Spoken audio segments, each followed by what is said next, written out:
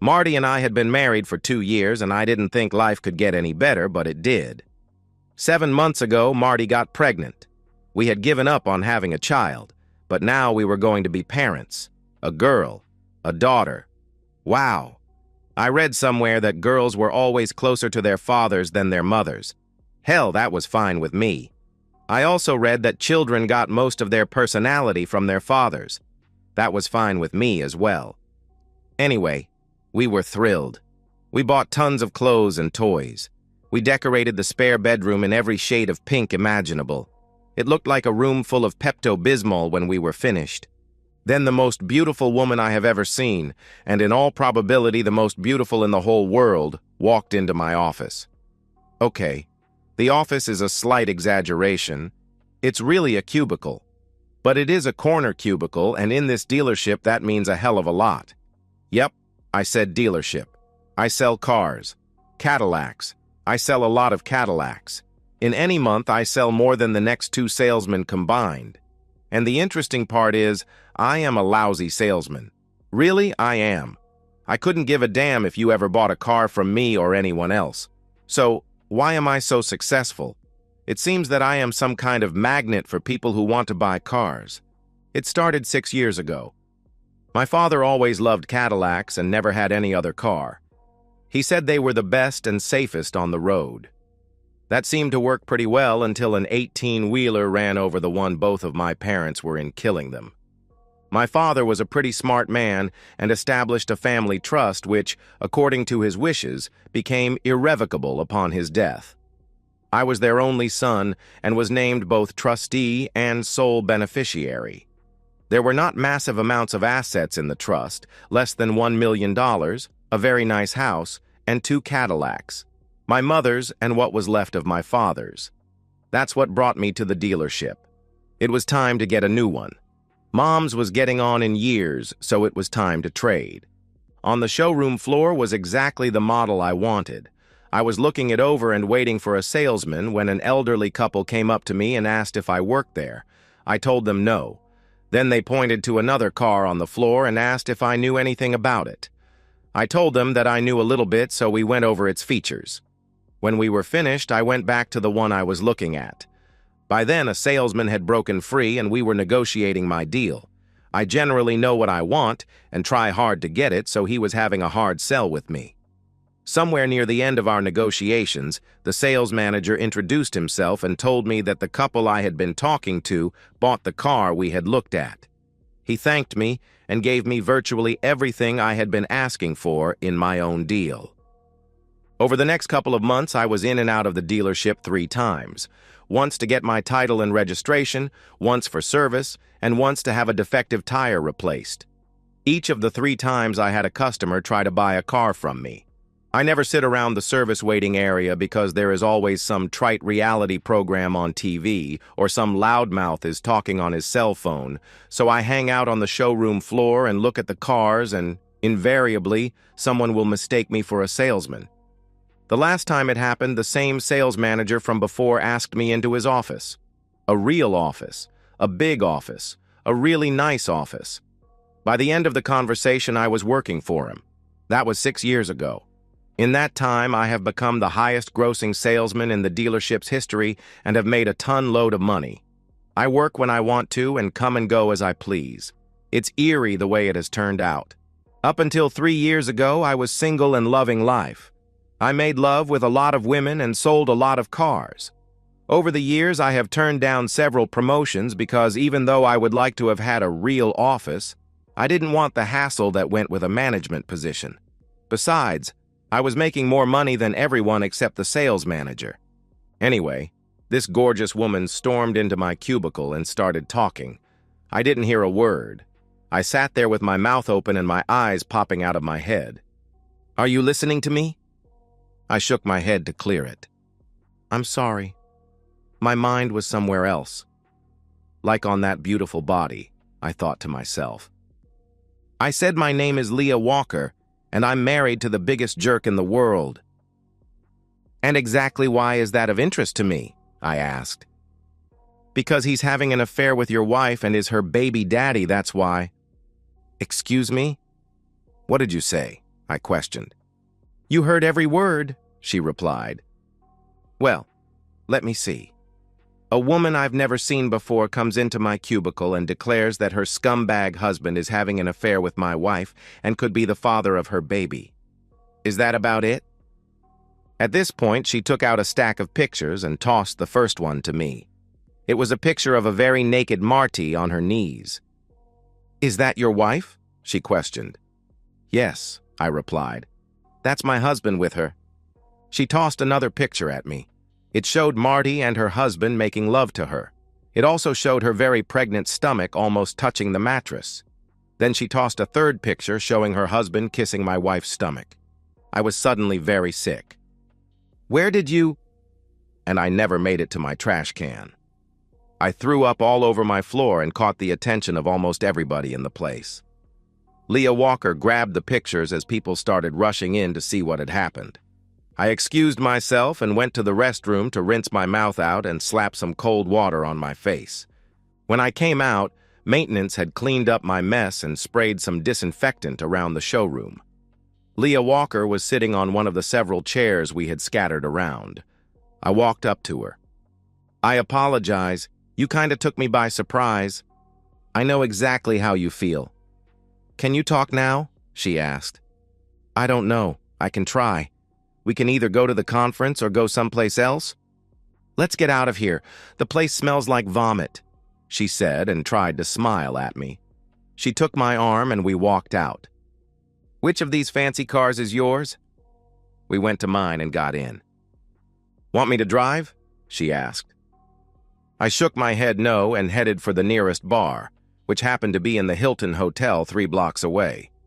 We pulled in and I started to get out. Wait a minute, Mr. Lewis. If you're thinking of a revenge intimacy, you can forget it. By the way, that's my last name. My first is Matthew. Matt to my friends.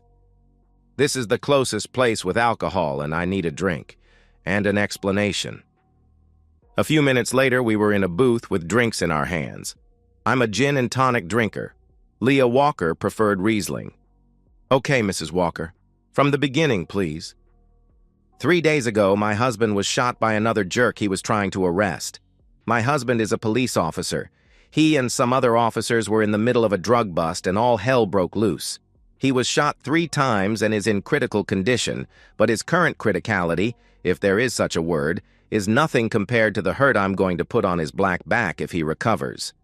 Anyway, he is in the hospital and is unconscious. I took his personal property home and was going through it. In his wallet, he had a picture of a white woman. She was naked from the waist up and I wasn't impressed. No offense, Mr. Lewis, but my body is much nicer than hers. So I started trying to figure out why he had it.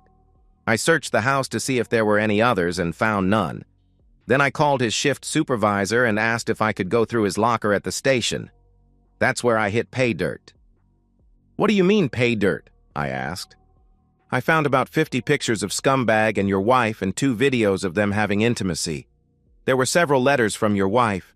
The 2 of them have post office boxes which they use. That's how I knew who she was and how to find you. Her letters were full of her telling him how happy she was that she was pregnant with his daughter. Her name is going to be Martina, by the way. She also described the pink bedroom you have fixed up for her. She told him she could hardly wait to divorce you so he could move into the house and see it. I started to heave like I was going to throw up. Oh, hell, not again. It's okay. I think I can control it. I hope so. May I have copies of the videos? Of course. She reached into her purse, brought out 2 CDs, and gave them to me. I know you are going to need time to digest all this, but let me tell you what I'm doing. I see an attorney in about an hour. The next time I talk to the jerk will be in court. I'm going to sue him for every cent he has ever had, or will ever have. That baby will have to depend on her mama because her daddy will have nothing to give her. Give me a day or so to think about things and I'll give you a call. Can I have your number? I took out my phone and put her in it. We finished our drinks and she left. Even in my current confused state, I joined every other person in the room in enjoying watching that beautiful woman sashay out of there. Grace, elegance, and style combined with beauty made a powerful combination. Marty is no beast by any means, but why in the world he would give up Leah for her is a mystery. Marty is good in bed, but not spectacular. I just knew she would be the best piece of beautiful woman possible. It suddenly dawned on me that I didn't know her husband's name, so I called her. "Surely you haven't made up your mind already?" she asked. "No, but I have some questions for you. First, what is the jerk's full name? And second, how did you know my name and where to find me? And third, does Marty know he has been shot?" "His name is George Henry Walker. In one of her letters, your wife told him where you work, and wouldn't it be funny if he bought a car from you with your own money after the divorce? So I had your last name from her name on the letters, and I knew where you worked. Easy. As far as knowing if he has been shot, the press knows about the bust and has reported it, but not the names of those who were shot. When I went through his locker, I found a phone I didn't know he had and assumed she had contacted him on it. If she has tried in the last 3 days, she is probably wondering why he hasn't responded, and I haven't been able to unlock it to see. Damn her. Let her worry. For the first time since I met Leah Walker, I was almost able to chuckle. For a cop, he certainly leaves a trail of clues, doesn't he? If that jerk survives, the next trail he leaves will be a messy one caused by one furious woman. Earlier I said she had grace, elegance, style, and beauty. Now I can add garbage mouth to her list of assets. If she owned a liquor store, she would be perfect. I didn't want to go home because I didn't feel like facing Marty, and I had no idea how either she or I would act. I knew about her and Jerk, but as far as I knew, she was unaware that I knew. I called the dealership attorney and asked to see him. 20 minutes later, he was confirming what I thought about my family trust. She couldn't touch a dime of it. She could only get half of what we had accrued during the marriage, and I was determined that she wasn't getting any of that either. I'd fly to Las Vegas and lose every penny at the casinos before she got a dime. Then I went home. Marty was there sitting in the living room. She jumped up when she saw me and ran up to me for a hug and kiss. I stopped her and told her that I wasn't feeling too well and didn't want to infect either her or her baby. She took a step back at that comment and just looked at me. I tried to maintain a bit of normalcy during dinner and after. Just after dinner, we were sitting in the living room talking. It was one of the most difficult evenings I have ever had. I could hardly stand to look at the cheating woman, much less carry on a civil conversation. But I knew that my plan depended on it. Just a few days. Then she would be toast. She was telling me that someone was telling her about a drug bust a couple of days ago, and apparently some people were shot. I then told her that a police friend of one of our mechanics had been shot a couple of days ago and was in critical condition. I told her I didn't know if it was the same incident or not. I watched as her eyes got huge and fear spread over her face. She quickly excused herself and almost ran to our bedroom.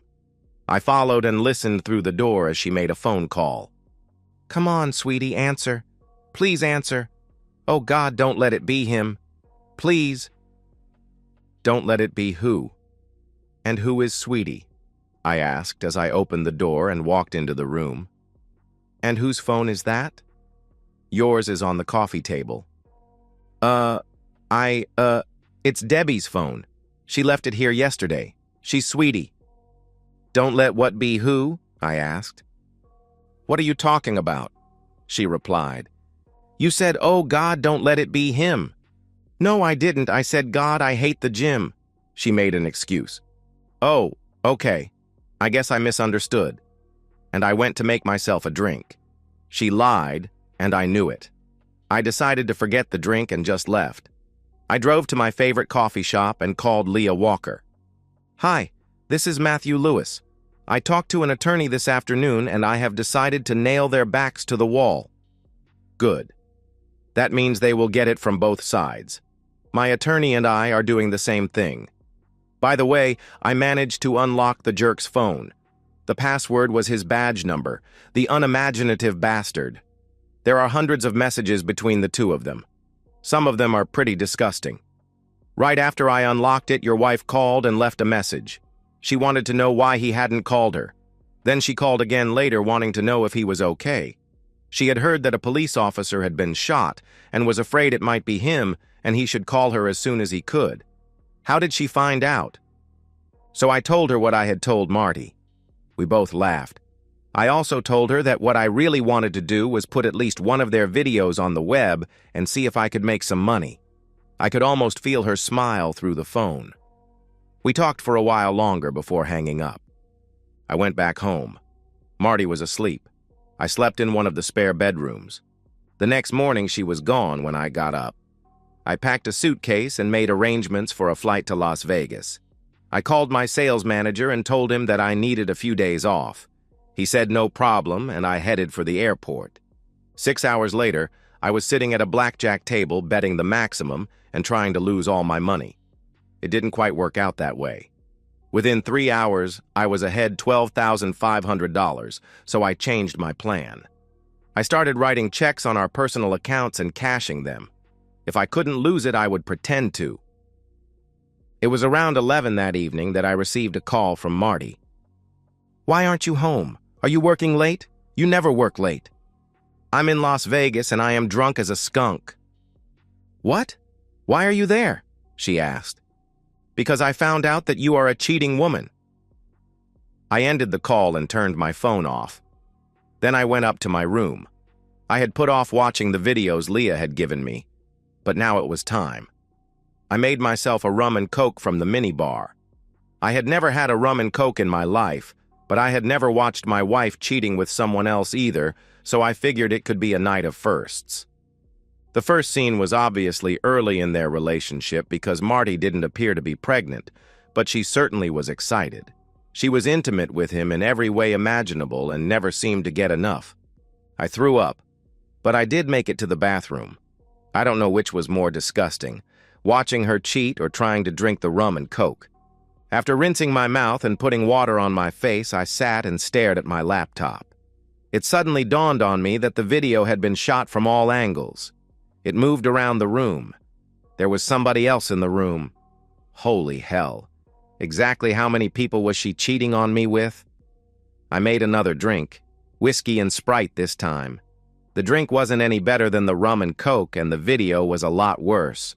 Marty and Georgie made love for 2 solid hours. Then the video went blank. I kept telling myself that it couldn't get any worse. Have you ever tried Scotch and ginger ale? There is no drink on earth which could be worse. It was a perfect pairing for the next scene I watched. The video came back on and they were standing drying each other off. They had obviously taken time off to shower. "Baby, there's something I want you to do for me." "Anything, Georgie. You know that," she replied. "Freddie has been kind enough to film us, so now we need to thank him. I want you to do him a favor." She looked first at Georgie and then Freddie. Well, at the camera, actually. Apparently, Freddie was behind it. "Are you sure you want me to?" she asked. "Come on, baby. It's just a favor." "Looks like this is your lucky night, Freddie. Drop your pants," she answered. The video went blank again. I awoke late the next morning with a huge hangover. I took a shower and went downstairs to the buffet for something to eat. I couldn't keep anything down. I turned on my phone and had at least a dozen calls from Marty and 2 from Leah. Forget Marty. I called Leah. "Hello, Matt. How are things? I watched the first of the 2 videos you gave me." "Don't tell me. You threw up?" she asked. "I don't know you well enough to say damn you, but demon you." I groaned. "Hungover?" She chuckled. "Oh, God. I haven't been drunk since my senior prom, but I made up for it last night." "How are things there?" "Here? Where are you?" she asked. "Vegas," I replied. "What in the hell are you doing there?" she asked. "Trying to lose all my money so I don't have to give it to my soon-to-be ex-wife." "Well, good luck. She went by the hospital last night to see the scumbag. Don't know how she found out he had been shot or where he was, but she did." "Were you there?" I asked. "Hell no. I told you the next time I see him it is going to be in court." "Did they let her in?" I asked. "Nope. He is in isolation and nobody sees him." How do you know she was there? I asked. His mother told me. She wants to know why I haven't been by to see him. I told her that he was a cheating scumbag and I didn't want anything else to do with him and that she could have him back if he lives. Anyway, enough about those two. When will you be back? Don't know. 3 or 4 days, I guess. Well, if you're serious about putting their video on the internet, let me know how I can help and call me when you get home. I found that I was able to eat a little, so I did. Then decided it was time to get back to the blackjack table. Another 4 hours and another $8,000 profit. This wasn't working out the way I planned. I'm $20,500 ahead, plus the other $12,000 from 4 personal checks I had cashed in the casino last night.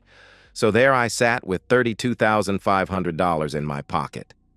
I felt like there was a neon sign over my head with an arrow pointing down at me, flashing, "Rob this idiot bastard." I went to my room and locked it in the safe.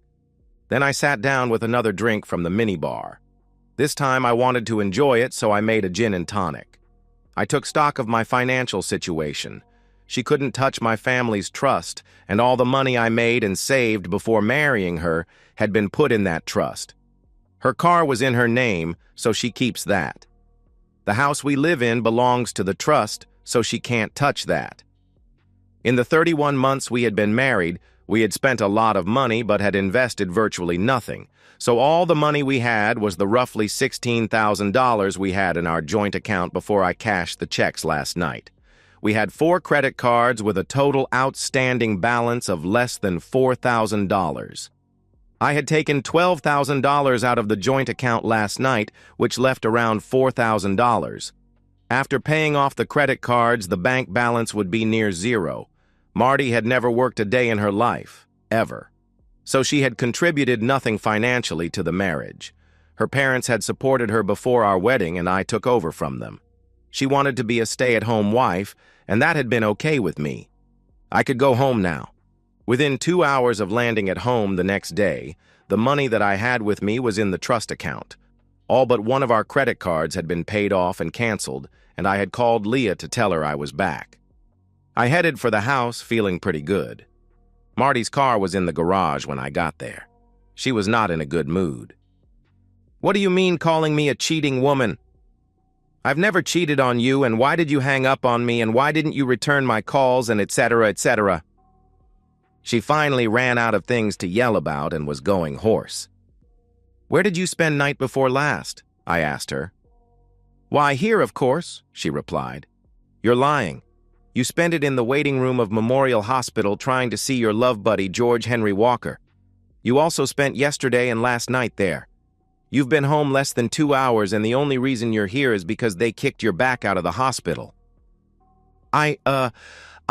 She started stammering. "Damn you and your Get your stuff together and be out of this house in 1 hour." "You jerk. You can't kick me out of my own home. And besides, I'm pregnant. The courts won't let you kick me out," she replied. "Jesus Christ, but you and Georgie are extremely dumb. How did he ever become a cop? This house belongs to my family trust, and as the trustee, I'm telling you to get out and stay out. The courts have nothing to say about it. This is not your husband talking. It is the trustee of a legal and binding document which the courts have no power to change. You now have 55 minutes. "But Matt, what about our baby?" she asked. "You mean Martina? She is neither my baby nor my responsibility, so ask your baby daddy what he wants you to do." "Oh, that's right. You can't ask him. He's in isolation at the hospital.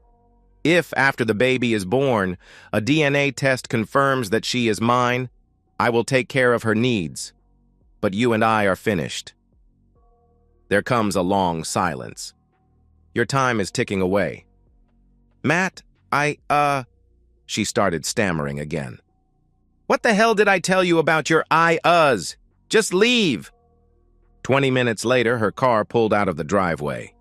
8 days later, George Henry Walker died of injuries received while protecting the citizens of our fair city. At least that's what the newspaper article said. He was given a hero's burial. Pictures of his funeral showed a grieving Marty being held up by someone identified only as Freddie. Leah and I saw the pictures on my laptop from our hotel room in Cabo San Lucas. We had just finished checking our online bank account. In less than 1 week after I posted them, the 2 videos Leah found had grossed us $1,300. I'll never sell another car. And so, we've reached the end of today's story. Was it what you expected, or did it take a twist you didn't see coming? I'm curious to hear your thoughts. Share them in the comments below, and let's get a conversation going. If this story kept you hooked, make sure to hit that like button. And if you're new here or just haven't subscribed yet, now's the perfect time to join our community. I bring you fresh, captivating stories every day, so click that subscribe button and turn on notifications so you never miss out. Thanks for watching, and I'll see you in the next one.